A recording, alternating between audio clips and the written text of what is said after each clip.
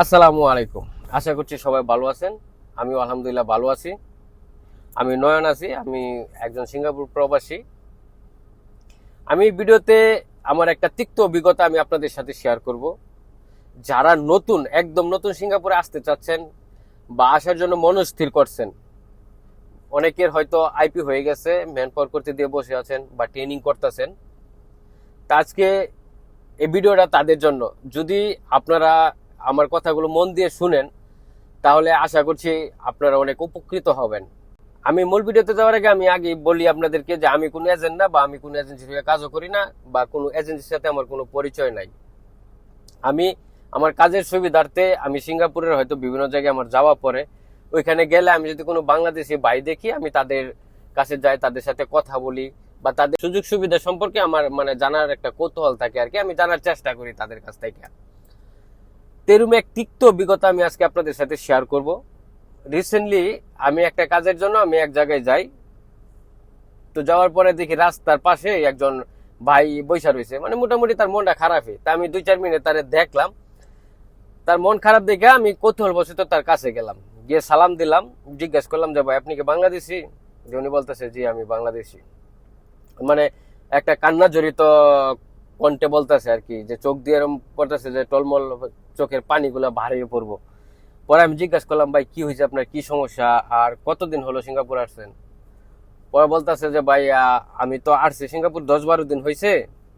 আমি আমার এক আত্মীয়র মধ্যে, আত্মীয় পরিচয় এজেন্সির সাথে, তো এই আত্মীয়র মাধ্যমে আসি। হ্যাঁ, এজেন্সি নিয়ে আসে আমাকে সার্ভিস সেক্টরে ডরমেটরি ক্লিনার হিসাবে। তো আমি যেদিন প্রথম আসলাম ওই দিন আমার মেডিকেল করার কথা ছিল, হয়তো কোনো কারণবশত আমাকে মেডিকেল করতে পারে নাই, তো এজেন্সি নিয়ে আমার কোম্পানিতে দিয়ে আসে। আমি পরদিন থেকে কাজ শুরু করি। কাজ করার 2 দিন পরে আমাকে এজেন্সি আমার কোম্পানির মাধ্যমে আমাকে জানায় যে আমাকে মেডিকেল চেক আপে নিয়ে যাবে, আমাকে রেডি থাকতে।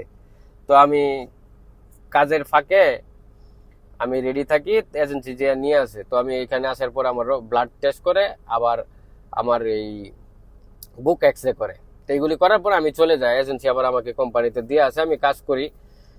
তার একদিন পরে আমার এক্স রে বা আমার যে মেডিকেল চেক আপের রেজাল্ট আছে, আসার পরে বলতেছে যে আমার মেডিকেলে সমস্যা হয়েছে, ওটা আমাকে অন্য এক হসপিটালে ট্রান্সফার করছে, রেফার করছে অন্য ডাক্তারের কাছে। তারপর এজেন্সি ওই ডাক্তারের মানে ওই হসপিটাল থেকে অ্যাপয়েন্টমেন্ট নেয়, নিয়ে আমাকে হসপিটাল এখানে পাঠায়। তো পাঠানোর পর এখানে আসার পরে তারা রিপোর্ট দেখে বলতেছে তোমার তো এটা লাঞ্চের সমস্যা হয়েছে, ইনফেকশন হয়েছে, আমরা কিছু চেক আপ করাই আরো। তারপর তারে এক্স রে করলো, ব্লাড টেস্ট করলো, করার পরে বললো তোমার লাঞ্চে ইনফেকশন হয়েছে। এটা মানে রোগটা অনেক জটিল, বাট এটা দেখা যাইতেছে টিবির মতো। তা আপনারা যারা সিঙ্গাপুরে থাকেন বা সিঙ্গাপুরে আসবেন, অনেকে হয়তো জানেন যে সিঙ্গাপুরের চিকিৎসা কিন্তু খুব উন্নত চিকিৎসা। এখানে হেরা একটা, এখানে এই সিঙ্গাপুরে একটা ডাক্তারে একটা রোগীকে যথেষ্ট শ্রদ্ধার সাথে বা যথেষ্ট সম্মানের সাথে যথেষ্ট যত্নের সাথে কেয়ার করে। এখানে ফলস কোনো চিকিৎসা চলে না। এরা এত সুন্দরভাবে একটা রোগীর চিকিৎসা করে যে রুগী ওদের ব্যবহারে মানে একজন রুগী ভালো হয়ে যায়, এরকমও হতে পারে। এত সুচিকিৎসা সিঙ্গাপুরে চলে। তো তারপর ওনারা কিছু মেডিসিনও দেয়, আবার একটা ইনজেকশন দেয়, বলে তুমি 3 দিন পরে এইখানে আসবা। তারা 3 দিন পরে মানে এই অ্যাপয়েন্টমেন্ট দেয়া দেয়, সকাল 9:30টায় আসতে হবে, এরকম একটা অ্যাপয়েন্টমেন্ট দেয়া দেয়। পরে এসে যায়। এখন এজেন্সি বলতেছে যে তুমি তোমার টিউবিক সেন্টারে পাঠানো হয়েছে, এটা যদি কোম্পানি জানে তাহলে কিন্তু কোম্পানি হয়তো রাখবো না, কোম্পানি পাঠিয়ে দিতে পারে। আপনারা জানেন যে বাংলাদেশে আমি জানি না যে টিবি হইলে এটা কতটুকু গুরুত্ব সহকারে দেখে, কিন্তু সিঙ্গাপুরে এই রোগটাকে কিন্তু খুব গুরুত্ব সহকারে দেখে। কারণ এই রোগটা হচ্ছে ছোঁয়াচে রোগ। একজনের হইলে তার পাশে যারা থাকবে তাদের সাথে হয়তো এই রোগটা মানে ছড়িয়ে যেতে পারে। এজন্য অনেক কোম্পানি হয়তো ভয় করে। আসলে কোম্পানি কোনো ওয়ার্কার পাঠাইতে চায় না, তারপরে কোম্পানির ভয় যে একজনের জন্য যদি আমার বাকি ওয়ার্কার গুলো যদি ইফেক্টেড হয়, তাহলে তো আমার কাজ করাইতে সমস্যা হয়ে যাব। এই জন্য এজেন্সি তার এরকম বলে যে তুমি এই কোম্পানিকে জানানোর দরকার নাই, তুমি যদি আসতে পারো ওই দিন আইসো। তো যেভাবে কোনি হসপিটাল থেকে নাকি অ্যাপয়েন্টমেন্টটা চেঞ্জ করছে, সকালের অ্যাপয়েন্টমেন্টটা বিকালে নিছে। নেওয়ার পরে 3টা বাজে আসার কথা ছিল, ও আসছে 3টা 10-এ। ইন দ্য মিন টাইম মানে তার লেট দেখা ওই হসপিটাল থেকে কোম্পানির ফোন দিয়ে দেয় যে তোর তো এই লোকের আজকে অ্যাপয়েন্টমেন্ট ছিল, এই লোক তো এখনো আসতেছে না। তো কোম্পানি যায় না, পরে কোম্পানি এজেন্সির কাছে ফোন দেয় যে জানায় যে তো কি হয়েছে, হ্যাঁ কি সমস্যা, হ্যাঁ টিবি সেন্টারে গেছে কেন, তার কি টিবি হয়েছে কিনা। তখন মা এজেন্সিটা অনেক ফোর্স করলে পরে এজেন্সি বাধ্য হয়ে তার কাগজপত্র পাঠানোর পরে এজেন্সি তারে ফোন দেয়, বলে যে তুমি বাসে চলে যাও, তোমাকে মনে হয় কোম্পানি মানে রাখবে না, আমরা এখনো বলতে পারতেছি না, তুমি বাসে চলে যাও।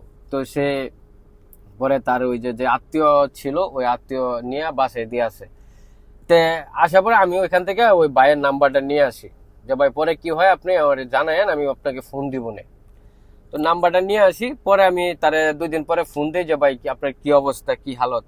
পরে উনি বলতেছে যে আমার তো ভাই টিকিট দিয়ে দিছে, আমাকে দেশে চলে যেতে হবে। তবে এজেন্সি খুব ভালো এজেন্সি, কোম্পানিও ভালো। এজেন্সি বলতেছে যে যেহেতু আমার এটা সমস্যা হয়েছে, আমি দেশে গেলে আমার পরবর্তীতে আইনা দিব, নাহলে আমার মানে তারা টাকা রিটার্ন করে দিব, যে টাকাটা আমি খরচ করছি ওই টাকাটা রিটার্ন করে দিব। তো এরকম বলে যে এজেন্সি খুবই ভালো। তো এরকম এজেন্সি যদি বলে যে টাকা রিটার্ন দিয়ে দেবো, এটা তো আলহামদুলিল্লাহ, ভাগ্য ভালো হইলে, ভালো এজেন্সি হইলে এরকম কথা বলতে পারে। তারপর সে মনে হয় চলে গেছে দেশে। পরে আমি আর 4-5 দিন পরে ফোন দেই, বলতেছে আমি দেশে চলে আসছি, চিকিৎসা চলতেছে। তো যাই হোক, এই যে দেখেন একটা মানে একটা তিক্ত অভিজ্ঞতা বা এই যে তার একটা কষ্ট, হ্যাঁ আসলো এতটা ঝাড়নি করে, এত টাকা খরচ কইরা, একটা ফ্যামিলি জমি জমা বিক্রি কইরা, ঋণ কইরা, কতভাবে কষ্ট করে টাকাটা দিল। আজকাল যদি সে বাংলাদেশে মেডিকেল চেক আপটা করতো আসার আগে, যদি তার এই রোগটা ধরা পড়তো দেশে, তাহলে তো তার আসতে হইলো। নইলে এজেন্সি যত টাকায় রিটার্ন দিও, হ্যাঁ তারপরে তো কিছু একটা টাকা সে টিকিট কাটতে আসছে, কেনাকাটা করছে, তা বা এদিক সেদিকে অনেক টাকাই, তাও 2-2.5 লাখ টাকা লস হইব বা 4 লাখ টাকা লস হইতে পারে তার। তো সে যদি বাংলাদেশে মেডিকেল চেক আপ করতো, তার মেডিকেলে যদি রিপোর্ট আসতো, তাহলে কিন্তু তার এরকম মানে সমস্যায় পড়তে হয় না। এজেন্সি এরকম সমস্যায় পড়তো না, বা সেও এরকম সমস্যায় পড়তো না, কোম্পানি এরকম সমস্যা ফেস করতো না। তো এই জন্য আমি বলতেছি ভাই, যারা নতুন আসবেন বা আসার জন্য মনস্থির করছেন, তারা আপনাদের কোম্পানি অথবা এজেন্সি আপনাকে মেডিকেল চেক আপ করাক অথবা না করাক, আপনি নিজে থাইকা 500 টাকা 1000 টাকা খরচ করে আপনি আপনার নিজের সেফটির জন্য, নিজের সেফের জন্য আপনি মেডিকেল চেক আপটা করে আসবেন। আপনি যদি মেডিকেলে যান, আপনি একটা বুক এক্সরে করবেন আর আপনার ব্লাড টেস্ট করবেন, এইচআইভি টেস্ট করবেন। যদি রেজাল্ট নেগেটিভ আছে, আপনার যদি বুকে কোনো লাঞ্চে কোনো সমস্যা না থাকে, তো আলহামদুলিল্লাহ আপনি নির্ভয়ে সিঙ্গাপুর আসতে পারতেছেন। আপনি মেডিকেল করলেন, মেডিকেল করার পরে ফিঙ্গার দিলে আপনার পারমিট হয়ে যাবে।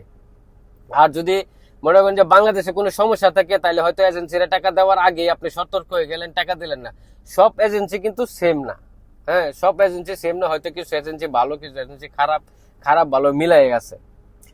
তারপরেও আপনারা চেষ্টা করবেন নিজের সেফটির জন্য, আপনারা নিজে মেডিকেল চেক আপটা করে আসবেন আসার আগে। আসার যদি কোনো সমস্যা না হয়, তাহলে নির্ভয়ে আসবেন, আলহামদুলিল্লাহ আসার পরে মেডিকেল করবেন, ফিঙ্গার দিবেন, আপনার পারমিট হয়ে যাবে। আর যদি কোনো মেডিকেলের সমস্যা হয়, আপনি যদি জানতে পারেন যে আপনার লাঞ্চে ইনফেকশন হয়েছে বা ঠান্ডা কাশি বা কোনো সমস্যা আছে, আপনি দেশে ওষুধ খান, 8 দিন 10 দিন 15 দিন দেরি করেন, করে ওষুধ খায়, তারপর আবার আরেকবার চেক আপ করে পরে আসেন। এটা ভাই সবার জন্য ভালো, আপনার জন্য ভালো, ফ্যামিলির জন্য ভালো, এজেন্সির জন্য ভালো, কোম্পানির জন্য ভালো।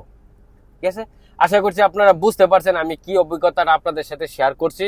যদি ভিডিওটাতে আপনাদের উপকৃত হয়ে থাকেন, আমার কথাগুলো শোনার পর যদি আপনারা উপকারে আসে, তাহলে অবশ্যই ভিডিওটাতে লাইক দিবেন, কমেন্টস করবেন, বা আপনারা চাইলে আপনার ফ্রেন্ডদের সাথে আরো শেয়ার করতে পারেন ভিডিওটা, যাতে তারাও এরকম সতর্কতা অবলম্বন করে, তারাও যেন কোনো এরকম মানে সমস্যার সম্মুখীন না হয়।